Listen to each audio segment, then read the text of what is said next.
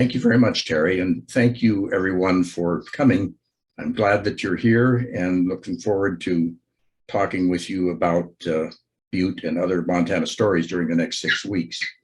The course is based on my Montana Stories book, which is in your materials. The book evolved over a period of some years as I gave annual presentations to a Montana men's group in Phoenix. The papers were written annually for that purpose and came together to form this book. I am from Butte. I am not simply an appellate lawyer from Phoenix. I am from Butte. My family moved to Butte in 1946. I grew up there. I graduated from Butte High School. One of my high school classmates was Evel Knievel. I lived across the street from the Trevona Mine, which is one of the historic mines in Butte. I attended the University of Montana, graduated from the University of Montana, then went to law school at Stanford, clerked on the Ninth Circuit. The judge I clerked for was Ben Dunaway, who was the son of Clyde Dunaway, who was the second president of the University of Montana. And that will come up as we talk about the University of Montana later. I worked for a large law firm in Phoenix for 20 years, worked on the Miranda case. That was one of the first cases that I worked on, and then had my own law firm since for 27 years, from 1985 to 2012. After retiring, one of the things I became involved in was teaching lifelong learning courses for Yavapai College, ASU, and now the University of Montana. So I've taught classes about Supreme Court history, other legal issues. I have not taught this before, except as I gave presentations to the men's group in Phoenix. So we'll see how it goes. I would encourage your questions and comments. If you have a question, please type it in on the chat function. I can see that on my computer screen, and I will try to answer your questions.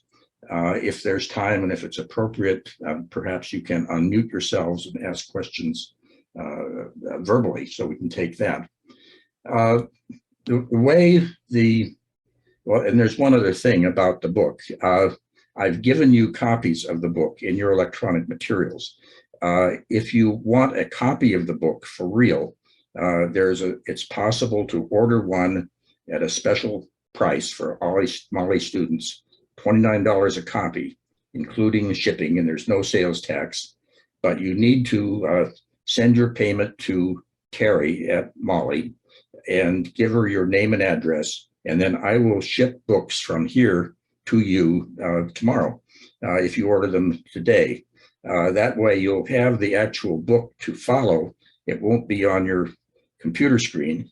There are supplemental materials on the computer screen that you might want to download and look at, because I thought they would add color and dimension to each of the chapters that we'll be discussing. So the way that the book turned out was that half of it's about Butte and half of it is about other subjects. When I started working seriously on it last year, I realized that the first 3 chapters were there, which is early Butte history, the William and Huette Clark, and Heinze. There needed to be a chapter about Butte's later history, which was based on the Brian Leach book, The City That Ate Itself. But then I realized also that there needed to be more, which was what the Anaconda Company was doing that caused Butte to become what it was. And so that led to chapter 4, the later history of the Anaconda Company and thereafter. So that's how it evolved. I had to re-edit those first 3 chapters to try to tell the stories once without too much duplication. And I think, where I've come out here is several just preliminary things. One is that Butte's history, particularly the early history, is complex. It has a lot of different strands and stories that need to be told one by one. But they are stories about people in that place during that period of time. And it's like the musical Into the Woods. If you ever saw the musical Into the Woods by Stephen Sondheim, either it as a play, or it was made into a movie a couple of times. The idea is that there are fairy tale characters who act out their own stories, but they all go into the woods to do their business, whatever it is, and then they meet characters from other stories and they interact. That's, I think, like what Butte was. Butte was the woods. These characters came in, they did what they did, and they interacted, and that produced Butte's history. Another general comment is that it seems to me that Butte evolved from a placer mining camp in 1864 onward and upward through about 1920, when Anaconda Company had achieved consolidation of the Butte Hill, and it was the fourth largest company in the world after immediately following World War I. There was then that's the first half, that's what we're going to talk about today. Then there was a period of gradual decline that became more pronounced during the 1930s. There was an uptick during the World War II in the 1940s. And at that point, after the war, Anaconda's management became concerned with the quality and amount of copper that remained. And so the underground mining was replaced by cave block and then the Berkeley pit, which ran until 1982. And along the way there, all of the underground mining went away, leaving Butte where it has been for the last 40 years. And the question is, what is Butte now and what is it going to become in the future? So that's kind of the overview. And I guess another preliminary thought is that what it seems to me that what Butte is about the mining. To understand Butte, you have to understand the history of the mining in Butte, because everything in Butte followed from that. As mining changed and developed, the city changed and developed over time, with all of the diversity and roughness that was there. So let's get started then with the kind of the early stages of Butte's history. Butte started in 1864 as a placer mining camp. The background of that is that gold was discovered in California in 1849. They began to peter out, the placers began to peter out in the 1850s. Miners moved into the Intermountain West in the 1850s, 60s, went to Colorado, to Idaho, British Columbia, and eventually came into Montana. 1862, gold was discovered at Bannock in southwestern Montana, which was then part of the Idaho Territory. Discovered in 1863 in Alder Gulch in Virginia City, and then in 1864 in Butte and Helena and other places in that area. So the center of that action was on Silverbow Creek, between the city of Silverbow and Butte. There was a 7-mile stretch of creek that had wall-to-wall miners mining placer on the creek, with some placer in gulches, Baboon Gulch, German Gulch in Butte, a small town collection of cabins formed in Butte. Maybe 350, 500 people lived there, but it disappeared relatively quickly. There was a surge during 1867 or so, but then there was a drought. There wasn't much water. There wasn't much placer gold in the stream. And so the miners, the placer miners, so-called, all left pretty much, leaving only a few miners who were trying to mine quartz, and which was getting mixed up with copper ore. And so by 1870, there were only 241 people in Butte City, which included 98 Chinese who couldn't figure out how to leave. That's where Butte was. It was really almost a ghost town in 1870. All of the placer miners had gone. There were a few miners struggling to mine quartz and silver, but the problem there was that there was no transportation to get ore out to to the outside. And there wasn't really a great need for copper at that point, 1870, because the need for copper didn't really develop until electricity became more available. There was a demand for electricity for equipment and for copper wire, and that is tied in turn with alternating current. Alternating current, which makes it possible to send electricity over transmission lines, didn't really get going until 1885, 1886. And at that point, there was a tremendous demand for copper to be made into wire and to electrical equipment. And that coincided with the availability of copper from Butte.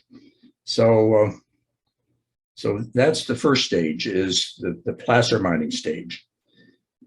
The second stage was a silver mining stage, which started really about 1872. The thing about silver is that it required mining. It required a smelter of sorts to first stamp the ore, to break up the rock, and then to heat the silver to get it out. That required financing, that required bankers. That was beyond the reach of ordinary miners. So there was a period where a number of different people came into Butte who had financial background. One was William Clark. There was the Lewisham brothers, Andrew Davis, and so they began financing silver mines and buying mining claims and gradually taking over the silver mining industry. Marcus Daly came to Butte in 1876. He was a mine foreman, mine manager for the Walker brothers in Utah. They sent him to Butte to look at mines based on ore samples that had come down to Utah to be smelted. And so he came then and bought the Anaconda mine in 1880. But during the period of the 1870s, what was in Butte was pretty much silver mining. Silver was towards the top of the mines. It didn't go down as far into the ground. So when the mines started, the first thing they found was silver mixed with copper. And then they went down further and found more copper, but nobody knew what to do with the copper, really, for until about 1879 or so.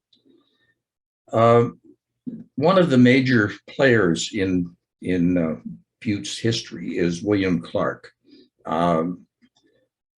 He is a remarkable character, and his interests and his financial reach went far beyond mining in Butte. And it's worth taking a few minutes just to talk about him and what he did. His story sort of goes along, it comes and goes and fits and starts, and I'll be talking about it sort of piecemeal. Clark started out as one of 11 children on a farm in Pennsylvania. His family moved to Iowa, and Clark attended college briefly at Ohio Wesleyan.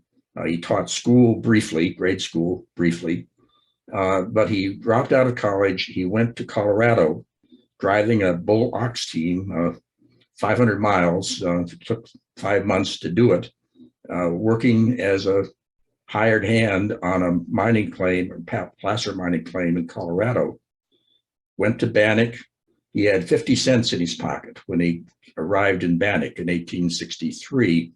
Worked on a mining claim, earned a few $1,000s in gold dust, worked in a hotel, decided he'd rather be a merchant than a miner, and then immediately became very successful with hauling wagons full of supplies from Salt Lake City and the West and Washington to mining camps in Montana. So by 1870, he was established as a merchant and a banker in Helena and Deer Lodge. He formed a bank in Deer Lodge that had a branch in Butte. And so Clark came to Butte in 1872. He bought 4 mining claims that were rich in copper, again, which nobody was sure what to do with at that time. He went to a course at Columbia University School of Mines, learned about mining and metallurgy, learned that his claims were really rich in copper, and then he started to develop them during the 1870s, initially shipping copper, the ore, to Salt Lake City to be smelted. And when you think about it, you know, that's 400 miles, and it's over trails with wagons and mules, I suppose, and very inefficient, very costly. So he decided that perhaps it would be better to create a smelter in Butte to smelt his ore. Consulted with a successful smelter in Colorado that was able to smelt that kind of copper ore, which was mixed with sulfides, and then began smelting ore in Butte in 1879 or thereabouts, gradually expanded and smelted ore from his mines and also from the mines of other independent mine owners who did not have that capability. So he, by the time Montana became a state, 1889, he was really well established and quite wealthy as a successful banker, and then principally a mine owner and entrepreneur.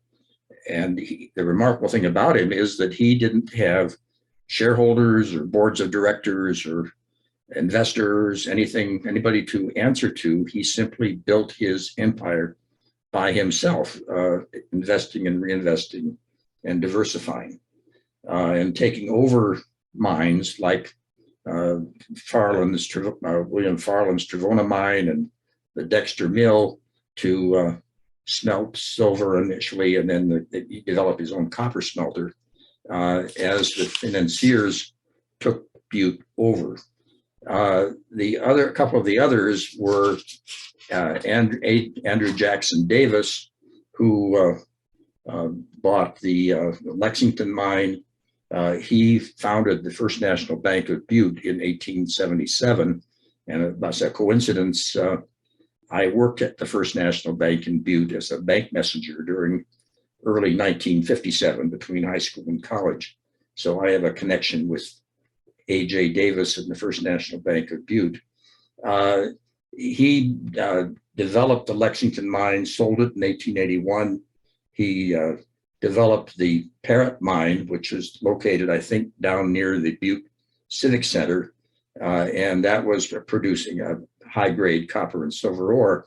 And by that time, the copper industry had figured out how to smelt copper ore. It involves something called the Bessemer process, which uses oxygen to heat copper more than could be done otherwise and break down the sulfides. And of course, all of the sulfides just went up the stack into the air, but nobody really cared much about that at that time. Another prominent mining group was headed by the Louishan brothers, Adolph and Leonard Louishan. They had sent a man named Charles Meader, who was an experienced mining person from California, to find mines for them to buy. They marketed coffee and copper. They had interests in mines elsewhere. Meader found mines in the Meaderville area, east and west Colusa claims. So the Louishans concentrated in the Meaderville area, named for Meader, and developed the Boston and Montana Consolidated Copper Silver Mining Company, which Fritz Heinze worked for in 1889, and they had a small mining empire that eventually got taken over by Amalgamated, as we'll see a little later on. So there were these larger, well-financed groups that were independent of each other. there were smaller independent mines that sold their copper ore, or either sold the ore to the others to be smelted and sold, or had the ore processed for a fee and then sold the finished ore on their own. But again, the problem here was that at least until 1881, when the Union Pacific came up from Salt Lake City, there was not a way to get copper ore out easily. And I guess Indians sort of complicated the picture then as well. But Farland, for example, shipped his ore up to Fort Benton and then down the Missouri River and then by Eastern railroads to get it smelted. That's simply not cost effective. So that's the picture as it stood as of about 1880 until the mid 1880s. It was principally a silver mining community, and then copper became increasingly important. The question is, why and when did Butte get named Butte? Well, Butte got named Butte because of Big Butte. Butte is a geological formation. It's called a butte, and Butte was named Butte because of the butte, if that makes any sense. Walkerville was named for the Walker brothers because the Walker brothers bought the Alice mine, which is in Walkerville, and bought other mines sort of around it. But that, and Meaderville is named for Charles Meader, who was an agent for the Lewishon brothers, who operated mines in the Meaderville area. Yeah, thank you for that. So the thing about silver mining is that it got caught up in monetary policy as to whether and when and how the government would buy silver. And this gets into monetary policy, which is covered at page 11 of my chapter. But the idea was that ever since 1792, the federal government had a bimetallic monetary policy. That is, currency could be supported by either silver or gold. The national banks would issue notes or silver certificates or gold certificates representing, the security for those notes was the silver or gold on deposit. And the problem so the government would buy silver, make silver dollars, put silver into reserve, and keep the silver industry going. But during the 1870s, as more silver mines developed, there was more silver produced than could be sold to the government. So there was an excess supply, which caused the value of silver to be reduced. And that in turn led to the Panic of 1873, which caused the government to issue the Coinage Act of 1873, which stopped silver purchases because it was thought that silver purchases and the excess supply of silver caused inflation, which caused the panic. So there was a period from 1873 to 1878 where there was very little silver mining, and that slowed the pace of development in Butte. In 1878, the Bland-Allison Act restored silver purchases, so silver mining started up again. In 1890, the amount of silver that was purchased expanded, the Sherman Silver Purchase Act. But in 1893, there was another panic, and the government stopped buying silver, and the silver mines crashed. But by then, Butte had shifted to copper, and so it wasn't that important that silver couldn't be mined anymore because there was ample copper being mined.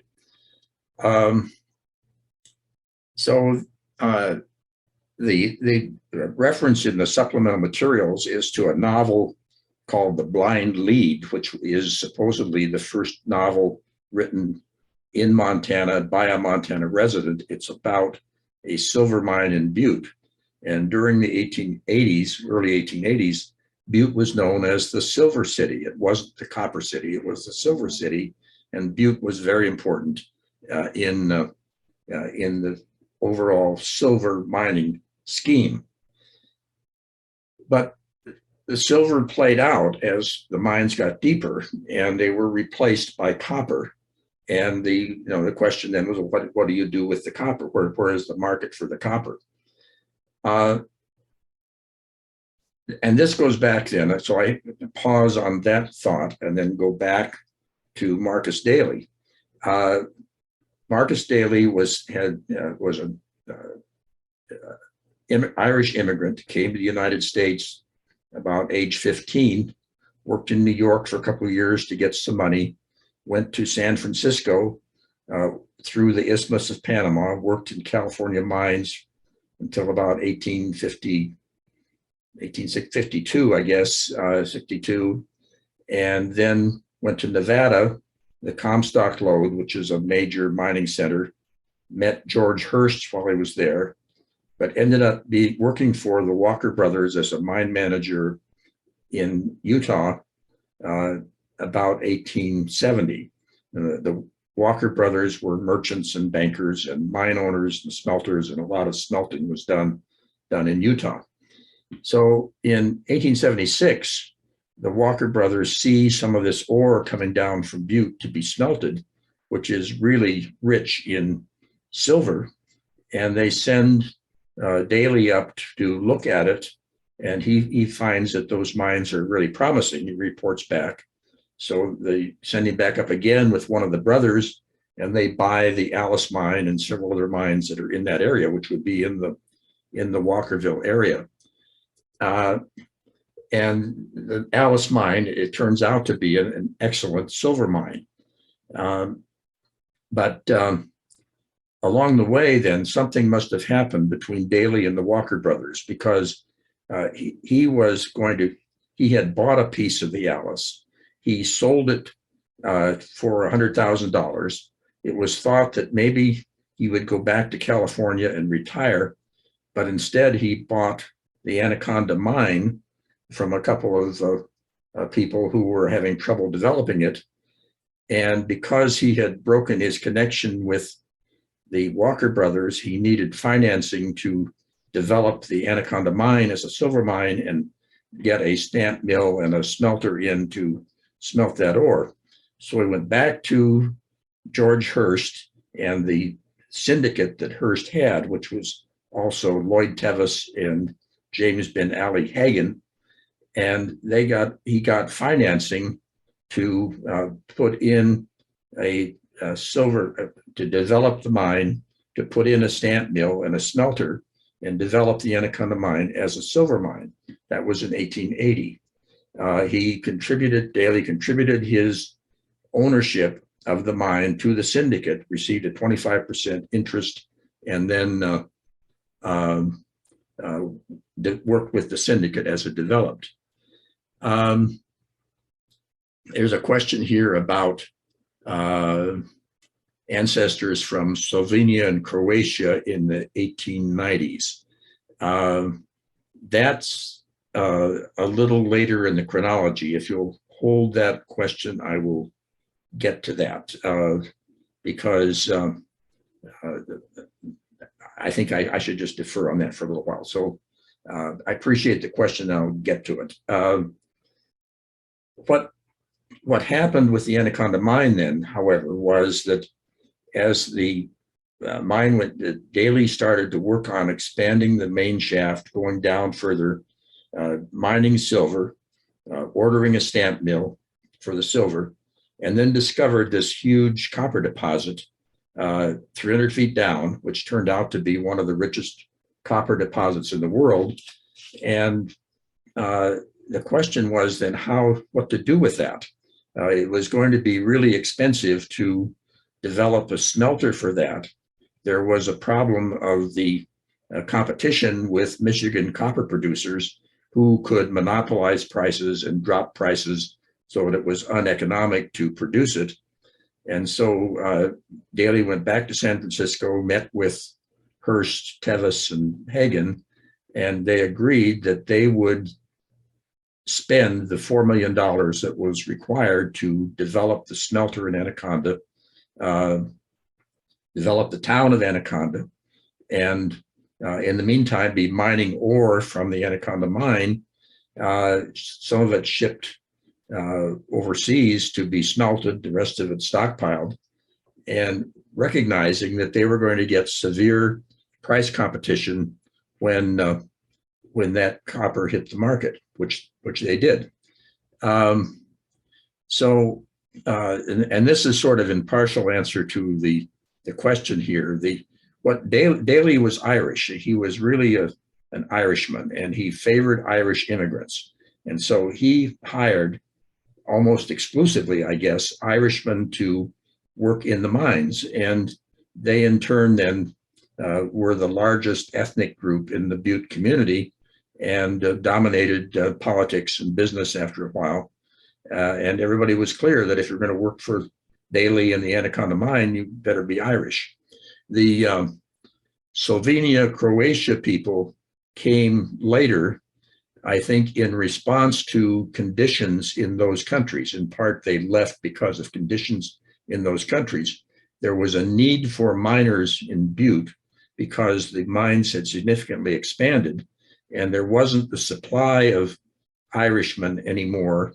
They had their miners had become older, their children were doing other things in Butte, and the mining was dirty, dangerous, hazardous, and the Slovenians, Croatians were the last off the boat, and they were the ones then who did the dirty work in the mines. Also, Italians came in about 1890s, 1900, lived in the Meterville, McQueen area. Again, they were immigrants coming out of difficult conditions in Italy. So I think it was known by that time, probably worldwide, that Butte was a tremendous opportunity for immigrants if they wanted to come work in the mines. And so the Slovenians, Croatians, Italians brought their ethnic culture with them to Butte and formed ethnic neighborhoods with churches and schools and businesses, language and remaining intact in those communities for quite a while as the mining developed in Butte. So the Anaconda smelter is developed. It opens in 1884.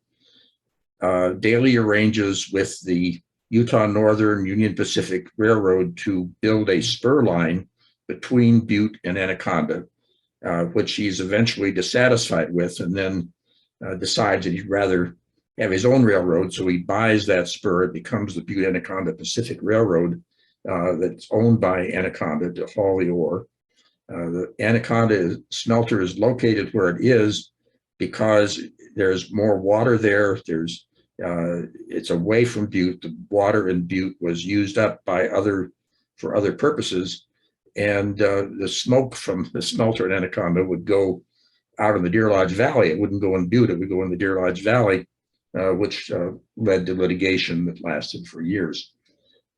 But so the Anaconda smelter starts producing copper ore from copper, and the Michigan copper producers cut the price from about 20% down to 11 or so, and that predictably shuts everything down because nobody can afford to produce copper if the price is only 11 cents a pound.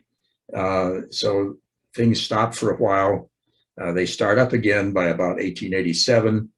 There's an agreement reached with among the copper producers and the creditors of these producers who have gotten a lot of copper by securing debts, that prices would be stabilized, production would be limited, and so production starts up again. And while copper is low, it's still plentiful so that it can be produced and marketed economically. And meanwhile, the demand for copper is going up rapidly, principally because electricity is expanding and there's a need for tremendous amounts of copper wire and other copper to be used in electrical equipment. Uh, the other missing piece was the railroads, and uh, the the railroads were slow in getting to Butte because of the uncertain economic conditions in the 1870s. The Brigham Young's son uh, was responsible for bringing a rail line north from Utah into Montana. That got bogged down in financing after the Panic of 1873. The Union Pacific finally took it over and brought a line into Butte in 1881, December 1881. So Butte had railroad service south to Salt Lake City. The Northern Pacific got stalled in North Dakota or someplace and slowed by the Panic of 1873. And they did not get through Montana until 1883, but they did not go into Butte initially. They were north of Butte. There was a connecting line built from the Union Pacific to the Northern Pacific main line at Garrison, so that bypassed Butte.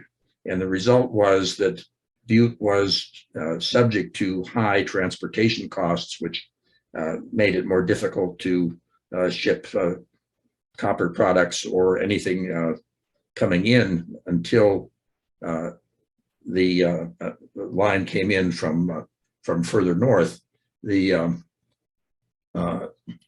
There was a James Hill had the Great Northern Railway. He envisioned a railway network throughout the Northwest.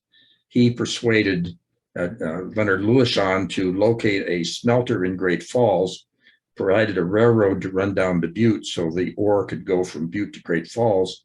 And that transportation link then caused transportation costs generally to be reduced so that Butte had rail service east and west through the Northern Pacific, north and south through the Hills Railroad, and then south to Salt Lake City on the Union Pacific. Any questions? How are we doing so far? I'm moving along here. Any comments, questions? Please chat if you have one. Otherwise, I will keep on going. So so that's what's going on with the mining, and so what's happening with the people? What's happening to Butte then during those years? So keeping in mind that Butte is really just a spot on the map, really a very small spot in 1870. But by 1880, with the silver mining, it had developed so there were about 3,000 people in Butte. And then when the copper mining got going, 1880 to 1890, Butte really took off and became, I think there were something like 10,000 people in Butte in 1890. Many of whom were immigrants, most of whom were English, Cornish, Irish, working in mines that either Clark or Daly owned. Clark was Protestant, Masonic, favored Cornish workers, I think, and Daly, as I said, favored Irish and brought many Irish immigrants in. Butte was always dirty, rough, tough. It was a mining camp. There were a lot of single miners, a lot of boarding houses. There were 3 shifts of miners, it said one on the streets, one in the sleeping, and one in the mines, rotating through the boarding houses. Large prostitution because there were a lot of single miners. And a lot of smoke because of the smelter activity, so that all of the trees were killed for miles around. They're finally now beginning to come back. And it was said that at high noon, it was still dark. You had to have lights to see outside at noon because of all the smelter smoke. But Butte also developed socially and culturally, became the largest city between Minneapolis and Spokane down to Salt Lake City. And so it was on the main line as far as entertainment was concerned. politicians came through Butte. I've attached to the chapter a couple of pieces written about when William Jennings Bryan came to Butte when he was running for president. So Butte developed in that way, but Butte was always different from Montana. And if you're not from Butte, I don't know how you consider Butte. When I grew up there, I didn't really understand or appreciate this history. Butte was just a place where I grew up. But when you think about it, Butte had this large working class population in an industrial situation, mostly immigrants with diverse ethnic, religious backgrounds. And the rest of Montana was not really well populated at all. And it was mostly Anglos, more conservative, agricultural, lumbering. But Butte was important because that's where the people were, and it became important politically as well. So let's see. Let's go to the history of Anaconda Company. And I will say here, just to divert for a moment, that I am not going to talk about Fritz Heinze until next week. I'm going to pretend for this purpose that Heinze wasn't there, which is not true, but I'm saving him for next week.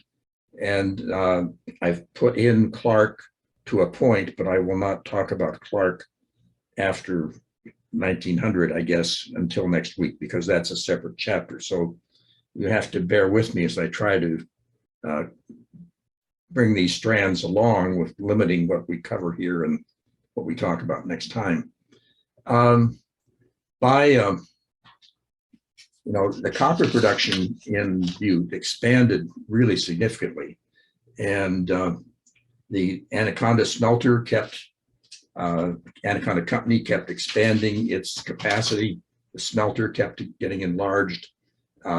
Anaconda bought lumber interests, formed a partnership with lumber interests in Missoula to provide lumber for the mines, timber for the mines. That was Daly bought out the partners there, Andrew Hammond, Eddie Bonner, familiar names to you in Missoula. They were the partners in the Montana Improvement Company, which had the sawmills in Bonner and elsewhere. Bought coal mines. So Anaconda had become a vertically integrated conglomerate to produce copper from the ore in the ground to finished products that could be marketed and sold. The copper production in Butte was up to about 50% of worldwide copper production, and so it was really substantial. But until 1891, Anaconda was still this trust arrangement with the four owners, Daly, Hearst, Tevis, and Hagen. At that point, George Hearst wanted to sell his shares, sell his interests. The company had gotten to the point where it needed to be incorporated. So it was incorporated. Hearst died, his shares were sold, produced money that William Randolph Hearst used later in developing his publishing empire. The Rothschilds had options to purchase stock going back to the financial crash in the 1887-88 period. So the Rothschilds bought into Anaconda. They eventually got out of it. But still, Tevis was still alive, Hearst had died. Hagen and Daly really ran the company until 1899. Now, this gets into, and meanwhile, Anaconda was just really growing, developing rapidly. Butte was growing rapidly. But a new thing came in at that point, which was the desire of New York investors to create a monopoly in copper, as had been done in steel and oil. This was the age of monopolies. Charles Lawson, a stockbroker in Boston, thought it would be a great idea if investors could corner the market in copper by buying interests in copper companies. So he interested Henry Rogers and Stillman, who was head of City National Bank in New York, to begin investing in copper mining companies. The thought was that they tried to buy companies in Michigan, and that didn't work well because they were too difficult to acquire.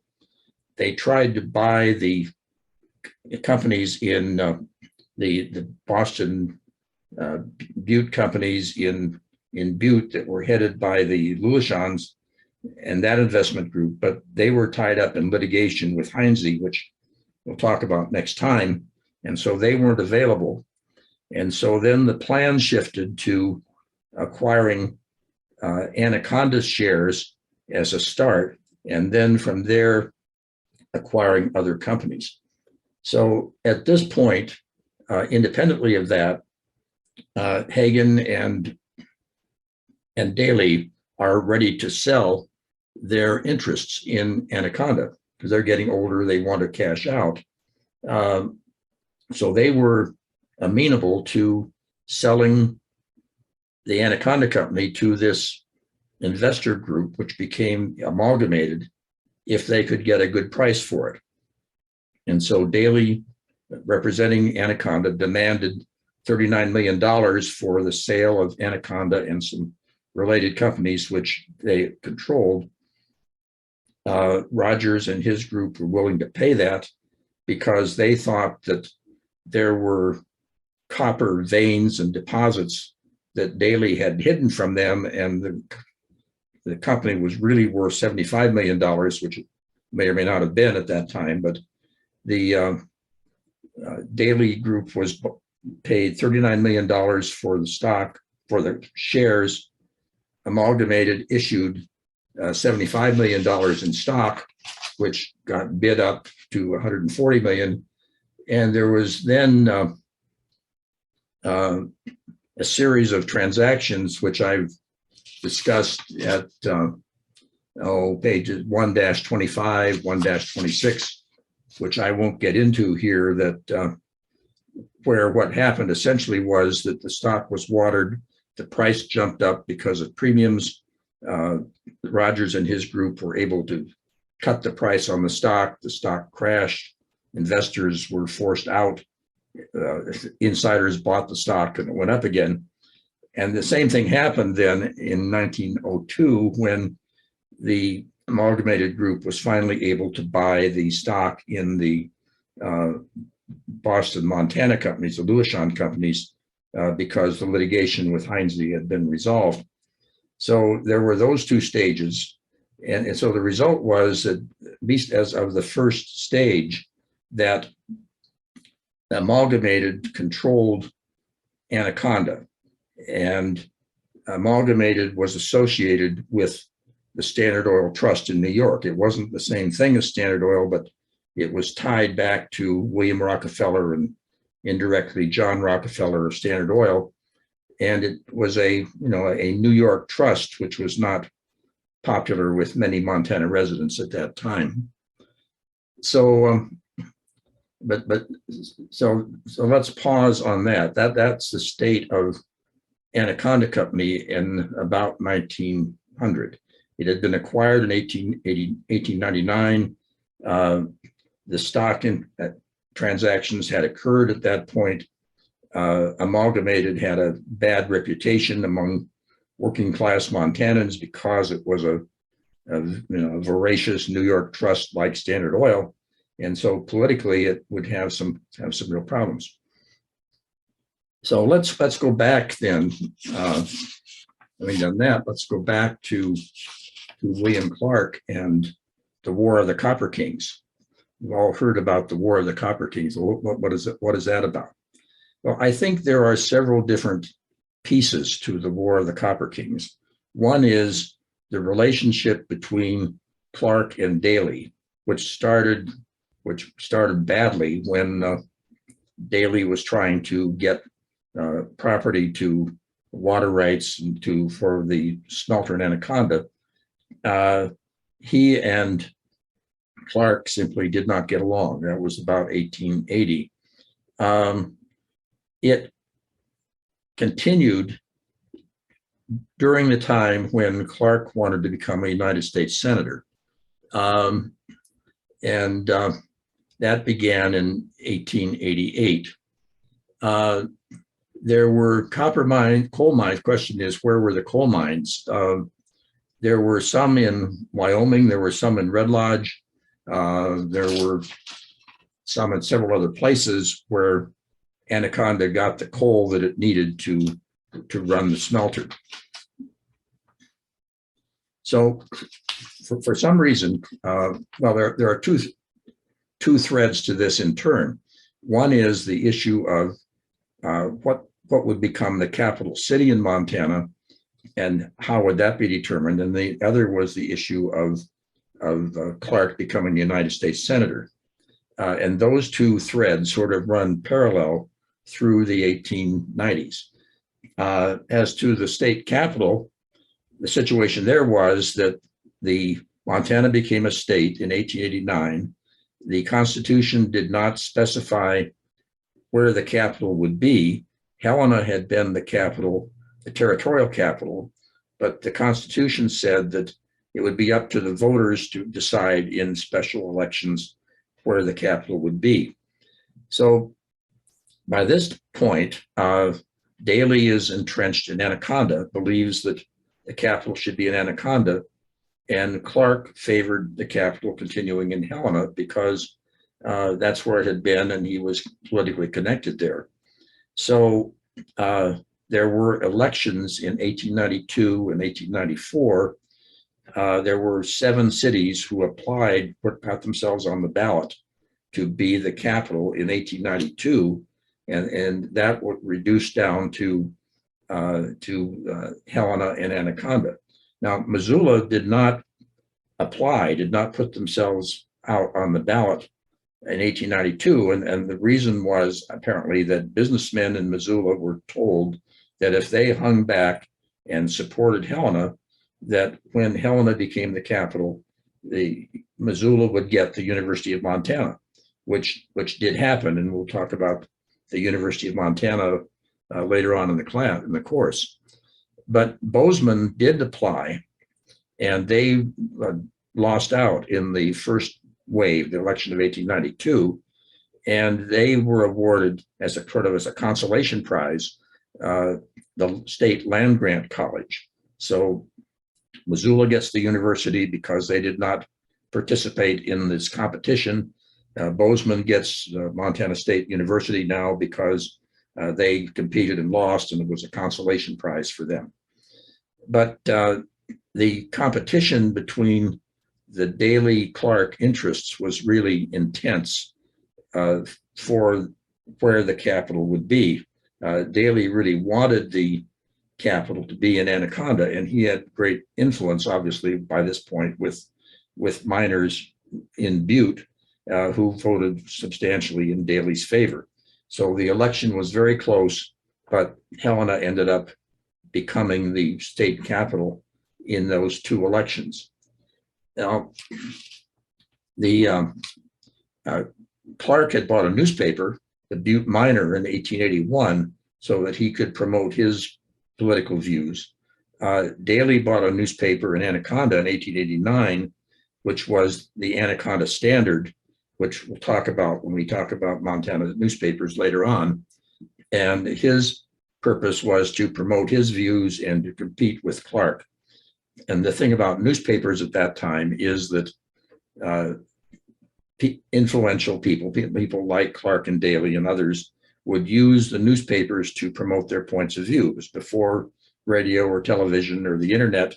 That's how people communicated with each other was through newspapers, and so there was that competition going on throughout the 1890s between Clark's The Butte Miner and Daly's The Anaconda Standard, and that plays out later on, as we'll get to when we talk about newspapers. But Clark wanted to be a senator in the worst way, really. And it started and I guess it must have been because he had conquered everything he possibly could. He was really very wealthy, very successful, and maybe it was a badge of success to be elected to the United States Senate, which was done by the legislature. This is before the passage of the constitutional amendment that provides that senators are elected directly by the people. At that time, senators were elected by majority of the legislature, both houses of the Montana legislature. So in 1888, then, Montana is still a territory. It's entitled to one territorial delegate to Congress, not entitled to a senator. But Clark wants to be the Montana territorial delegate because I think he thinks that if he's that, then when Montana becomes a state, then he would become elected to the Senate. So the Democrats at this point have a majority of voters in Montana generally, but they're divided between Democrats who are loyal to Daly on the one hand and who are loyal to Clark on the other. And then there are the Republicans out there. So the Democrats do not always necessarily have a clear majority because they're divided because of the Clark-Daly feud. And then because the Republicans then can defeat them if the Democrats are divided. So in 1888, then Clark failed to be elected territorial delegate. In 1899, there's a special election after Montana becomes a state, and the Democrats are divided so that Clark is running as a Democrat. So there's a majority of Senate Republicans in the Montana Senate who elect Republican senators. And so Clark loses in 1889. In 1893, there's no majority, so there's no election of a senator. And what happened then was that because the legislature did not elect a senator, the governor appointed Lee Mantle, who was a Republican, to be the senator. However, the Republicans in the Senate, or the Senate, did not agree to allow Mantle to be seated because the reasoning was that the federal Constitution requires that senators be elected by the legislature. Election by a governor is illegal, and therefore Mantle would not be seated, and therefore the Senate seat became available. The Senate seat was not filled. There were other elections. Let's see. In 1893, there was an election, none in 1897. In 1899, there was an election. And at this point, this is following the 1898 election, Democratic majority. 1899, the legislature has to decide who will be the senator. The Democrats are divided because of the Clark-Daly feud. Clark then decides to bribe Republicans to vote for him. Eventually, and this is a lot of outrage, hue and cry, he's elected to the Senate. Immediately, the other Montana senator, who is by this time is Thomas Carter, files a resolution or proposes a resolution not to seat Clark.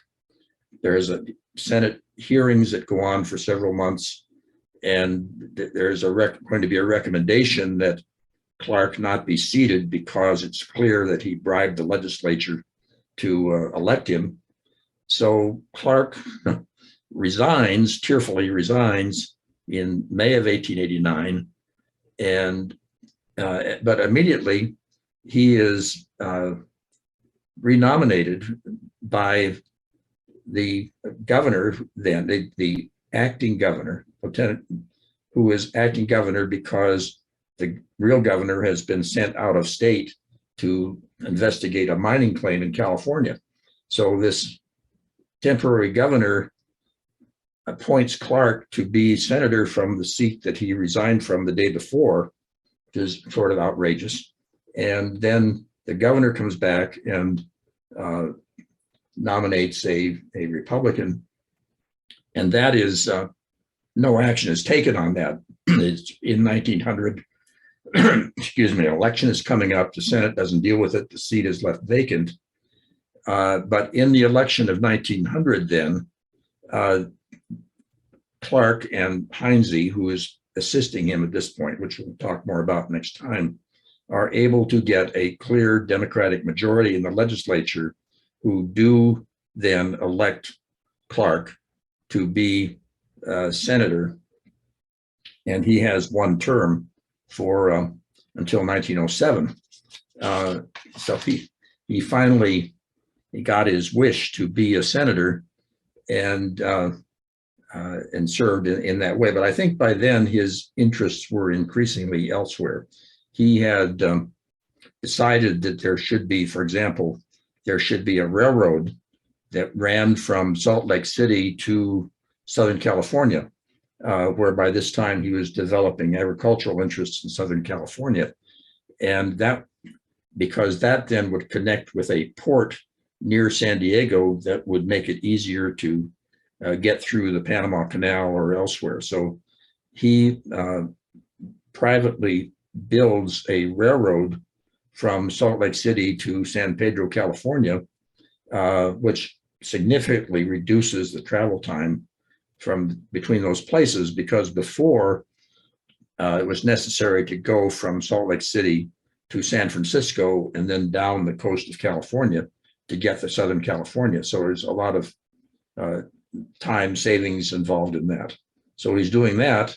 He's developing other business interests. He's also, during these years, planning and developing and constructing a mansion in New York City, which is completed in 1911, which I'll talk about more next time. So he has a lot of other things going on besides mining in Butte. And he finally sells his interests, his mining interest in Butte, to Amalgamated, or an affiliated Amalgamated company, in 1910 for $5 million, and effectively cashes out of the mining business in Butte, although he keeps his mansion, and he still comes back to Butte apparently a fair amount, just to be there and to enjoy the Columbia Gardens and enjoy being a member of the Montana Society of Pioneers. But his business interests were much more diverse than that. So let's see.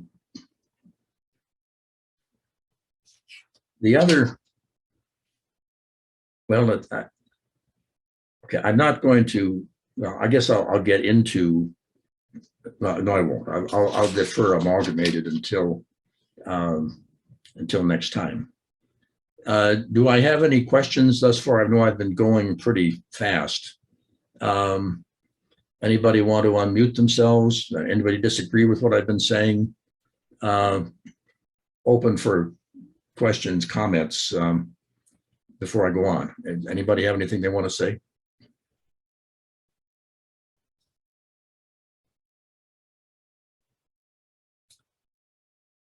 Okay. So what has happened then in Butte by 1900, let's say, is that Amalgamated controls the Anaconda interests. They buy the Louishan interests in 1902. They cash out Heinze in they settle with Heinze and buy their interests, the Heinze brothers' interests, in 1906. And they buy out Clark in 1910.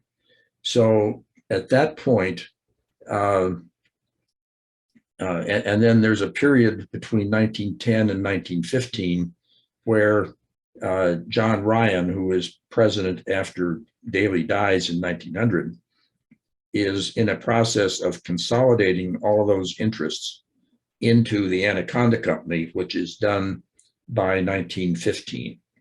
So by 1915, then there's a true consolidation of all of those copper industry interests into one company, which is the Anaconda Company. The Montana Power Company is also formed during that period of time by merging and consolidating a number of small power companies. And Anaconda used the power for its mines and smelter, for the Butte Anaconda Pacific Railroad. It electrified the Northern Pacific for a point. So it had consolidated the electrical industry in Montana, and it was in control.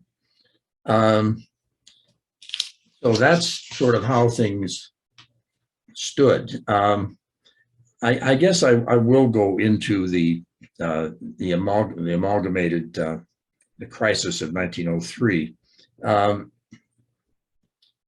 Heinze, and I'll get more into this next week, but Heinze created a lot of litigation in Butte, and some of it concerned the legality of Amalgamated's creation and its acquisition of other subsidiary companies, including the Anaconda Company. Heinze got a ruling from a Judge William Clancy in Butte in 1903, which held that the acquisition of those companies by Amalgamated was illegal. And as the result, the empire that Amalgamated had built could not stand. Amalgamated could not draw dividends, could not control those companies. And so what Amalgamated did then, that was appealed, but and the decision was reversed by the Montana Supreme Court. But what Amalgamated did then was to shut down all of its facilities in Montana until the legislature passed what was called the Fair Trials Act. And that permitted parties to litigation like Amalgamated to change the venue of state courts that heard its cases, and to change judges that it believed were biased against it. And so the governor and the legislature were faced with the demand that legislation be adopted in a special session, and Amalgamated was going to just have everything shut down during the winter of 1903-04 until that happened. So that finally happened. The Fair Trials Act was passed. Amalgamated reopened its facilities, all of the facilities in Montana, and that demonstrated the power that Amalgamated had with respect to the Montana legislature and the political situation in general, because it was, and that's what destroyed Heinze's ability to continue litigation with Amalgamated, and that in turn led to the sale of the Heinze brothers' interests to Amalgamated in 1906. So there's a comment here. A watering station for Clark's Railroad became Las Vegas, Nevada. That's right. It was a coaling water station that Clark set up a town site, sold lots. It became Las Vegas, and it's Clark County, Nevada, is named for Clark. That's where Las Vegas is. That's a good point. Does anybody? I would like comments about this, just the general thought here. What is your thought about how Butte developed during this period of time? Do you have any questions, comments, disagreements, other suggestions?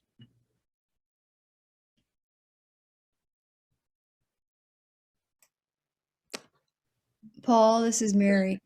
Yes. One of the things that I wondered about earlier when you were describing Clark's background, I think it was he involved in the Civil War in any way? Did he have the Confederate roots that some of our other forebears had? No, he did not. He was from Pennsylvania. His family moved to Iowa. He left from there to go to Colorado in 1862. He did not serve at all.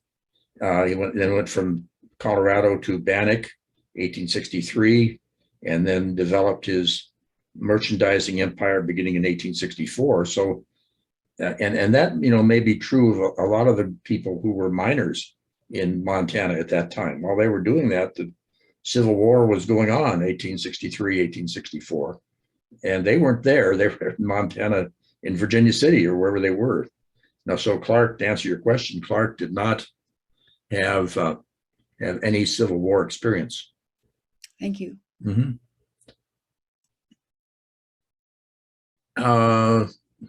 Question: size, population of Butte during the late 19th century period. That's in the materials.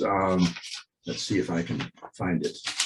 It increased from, and there are different numbers depending upon whether you're talking about Butte or Silver County, but it started from, let's see,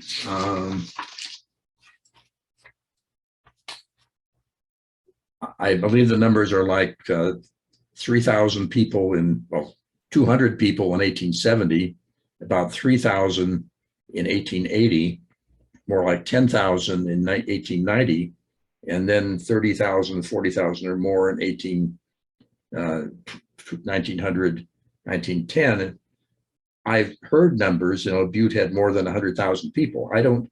What I've read doesn't support that. There's speculation that it was that large. And then it's unclear whether you're talking about Butte city limits or the rest of the county, but the population did increase substantially, and I will accept that it was well over 100,000 people by 1910, 1915, and then it peaked and began to decline during the 1920s. There were three big copper kings. Were there many copper kings lesser known? I think the reason for the term copper kings is that Daly and Clark visibly fought in a lot of different ways. They were very prominent, personally, politically, in the newspapers.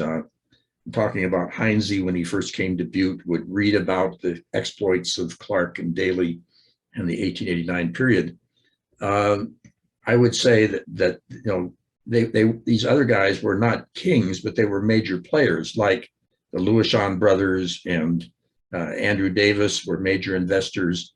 I don't know that Henry Rogers was ever considered a copper king, but he was certainly the moving force behind Amalgamated and had the power of Amalgamated between 1890 and Daly died in 1900 and then beyond until Rogers died and was replaced by John Ryan. So I would count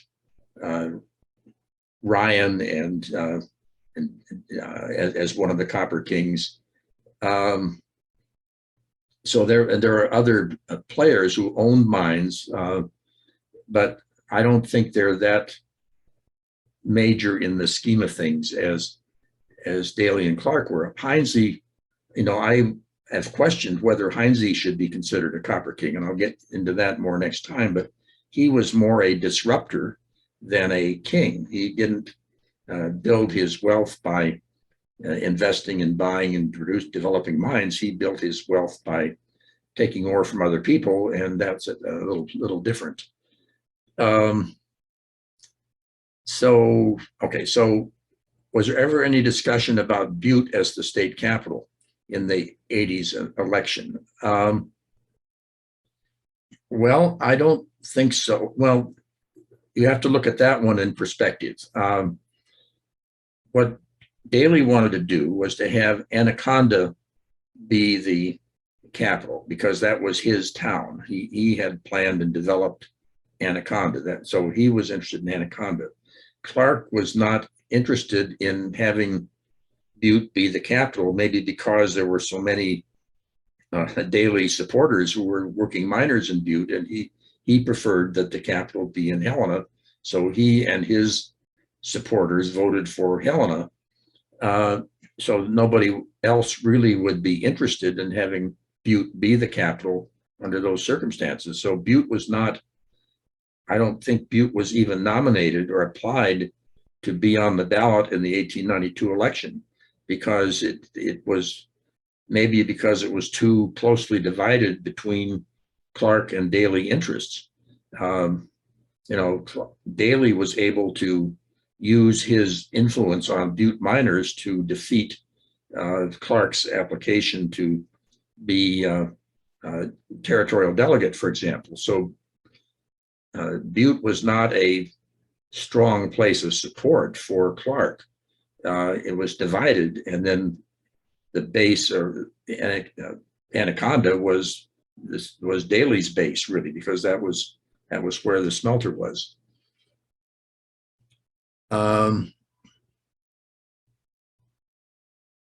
Okay, there's a question here about University of Montana, MSU were sort of consolation prizes.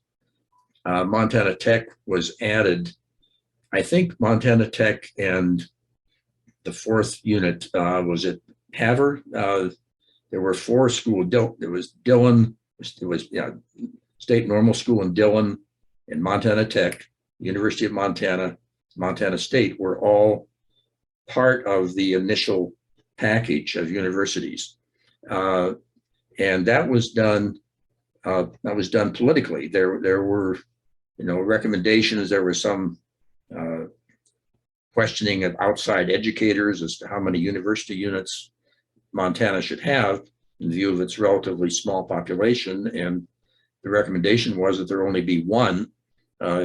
Arizona got along perfectly well with just the University of Arizona for many years, for example. But politically, Missoula was awarded the university because it did not compete to be the state capital. Bozeman became Montana State College because it was a land grant school that, agriculture, related fields. Dillon was a teacher's college. It needed to be a supply of teachers for increasing population in Montana. And Montana Tech was a mining school, which was important to the Anaconda Company to train people to be mining engineers. So that's why there were four units. And then, as I'll get into when we talk about the University of Montana, there were other units added later, primarily for political reasons, even though there really wasn't money to support them. So that's the story on the formation of the universities.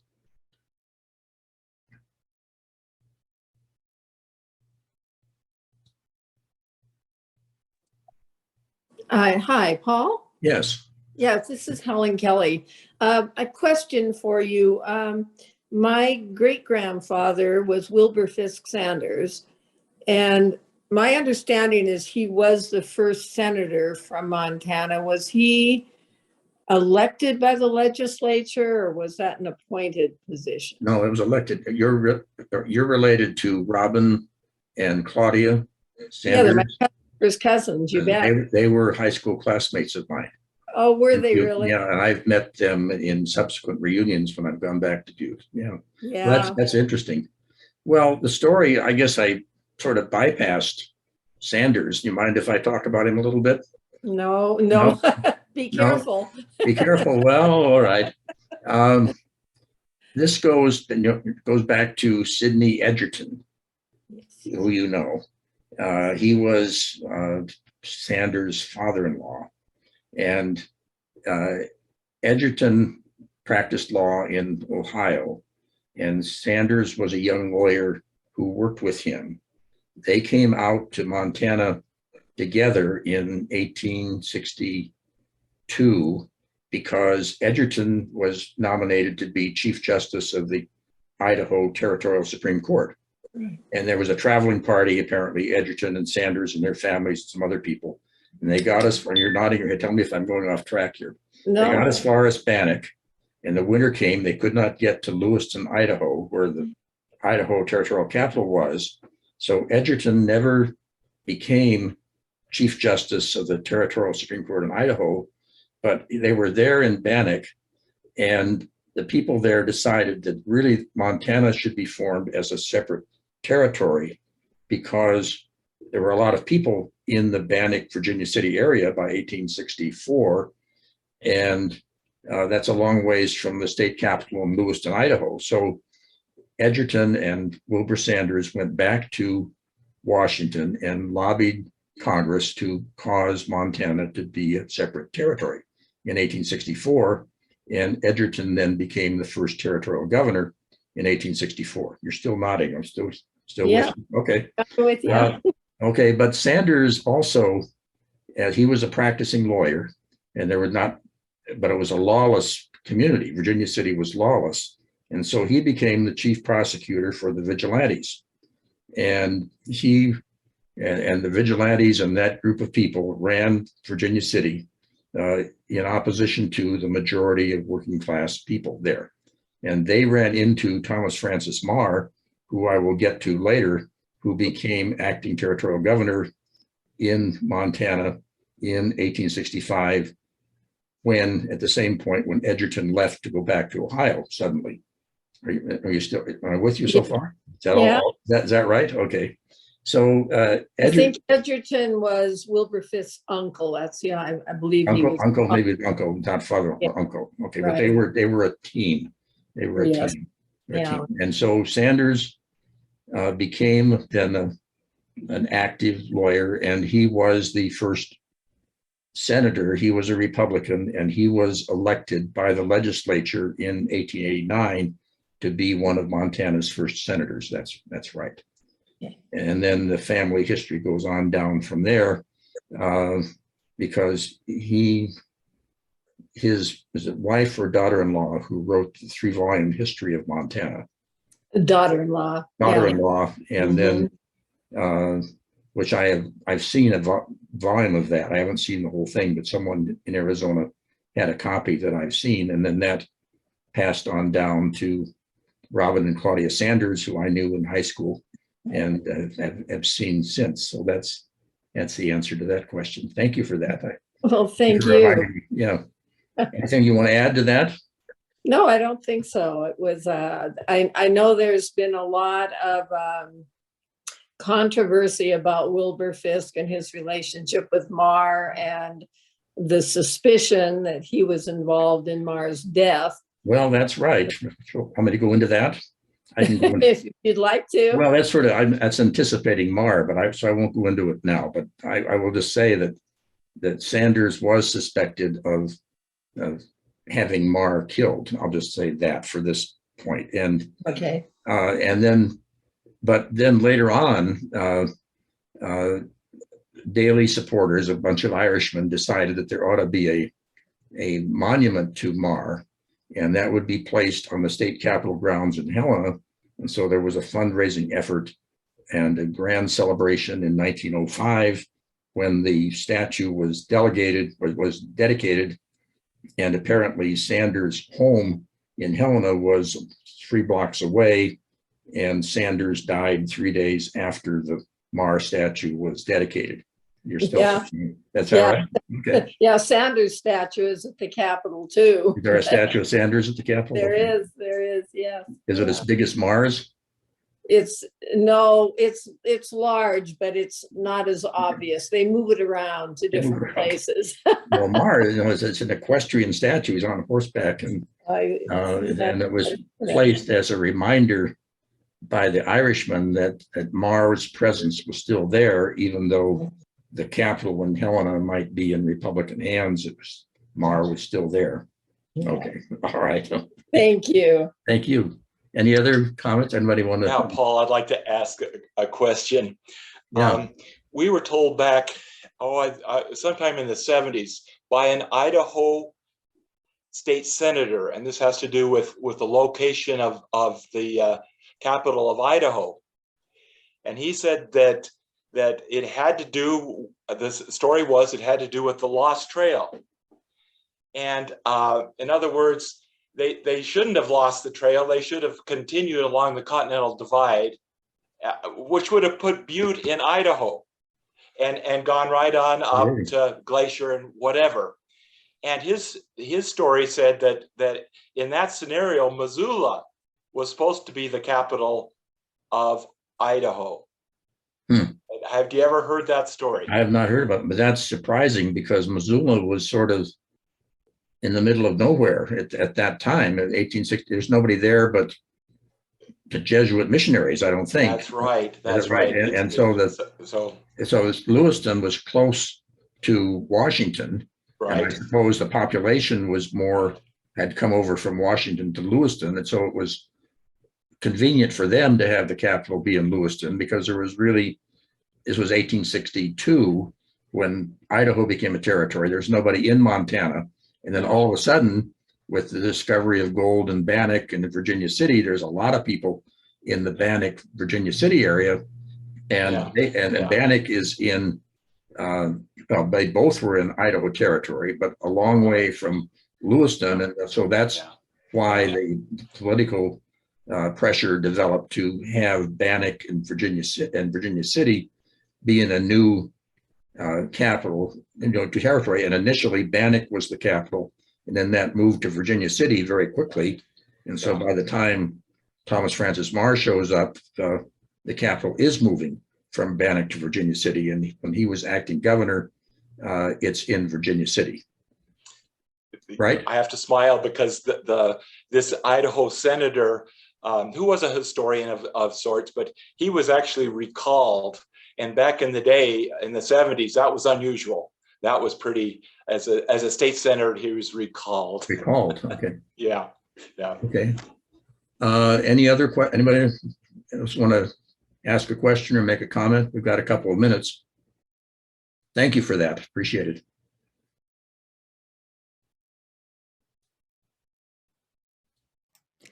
And waiting. Was Great Falls vying to be a capital?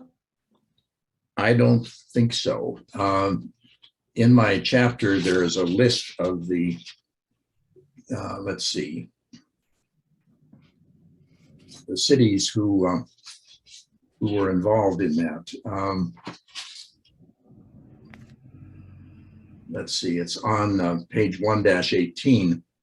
The cities on the ballot in 1892 were, Anaconda, Boulder, Bozeman, I guess Butte was on the ballot, Deer Lodge, Great Falls, and Helena. Those were the 7 cities on the ballot in 1892.